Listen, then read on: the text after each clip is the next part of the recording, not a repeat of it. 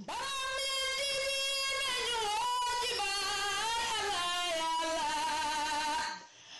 ku ma woo ci baay ma wisi la Allah ya Allah Baramien TV yéen yéen a woonu baay Allah ya Allah.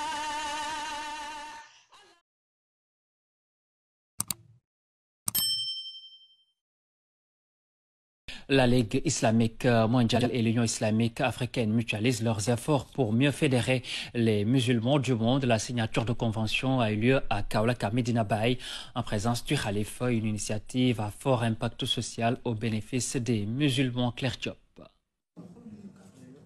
Accord de partenariat entre la Ligue islamique mondiale et l'Union islamique africaine.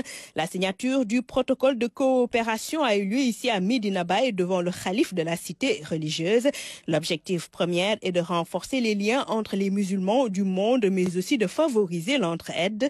L'histoire raconte que Cheikh al-Islam est l'un des membres fondateurs de la Ligue islamique mondiale. Et à cette époque, le roi de l'Arabie Saoudite avait invité les plus grands ulémas du monde pour construire ensemble cette organisation, l'Arabita, et décliner ses objectifs, qui sont la recherche de la paix, la consolidation des liens entre les musulmans, la promotion des valeurs de l'islam et l'appui à l'éducation islamique, à la formation des imams, la construction de mosquées et toute autre forme d'aide et d'assistance sur le plan social. À cela s'ajoutent plusieurs projets d'envergure tels la construction d'écoles coraniques ou de puits dans des localités déshéritées. Pour plus d'impact, Cheikh al-Islam initie le projet de l'Union islamique africaine. Nous sommes en 1962. L'Union islamique africaine, elle a été créée depuis 1962. Il y a même des documents par Cheikh Ibrahim Niass. C'était pour regrouper tous les musulmans africains. Parce que comme vous le savez, il y a des talibés qui dépassent le Sénégal, qui s'étendent sur toute l'Afrique de l'Ouest. Et donc c'était pour les regrouper, pour mener une action commune, quoi. Par exemple, renforcer les liens, construire des mosquées, former des imams, envoyer des gens, ainsi de suite. Donc lutter contre les guerres fratricides. Vous savez que Cheikh Ibrahim a joué un grand rôle au Nigeria, la guerre du Biafra. Il a contribué à sa fin.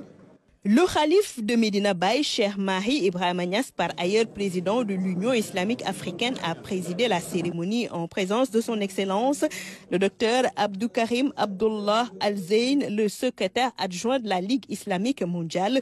Les deux autorités saluent la démarche et aussi encouragent toutes les parties prenantes à l'union des forces et des cœurs pour l'atteinte des objectifs fixés. De ferventes prières ont été formulées dans ce sens. On prit part à la cérémonie plusieurs dignitaires de la cité religieuse de Baye Niass.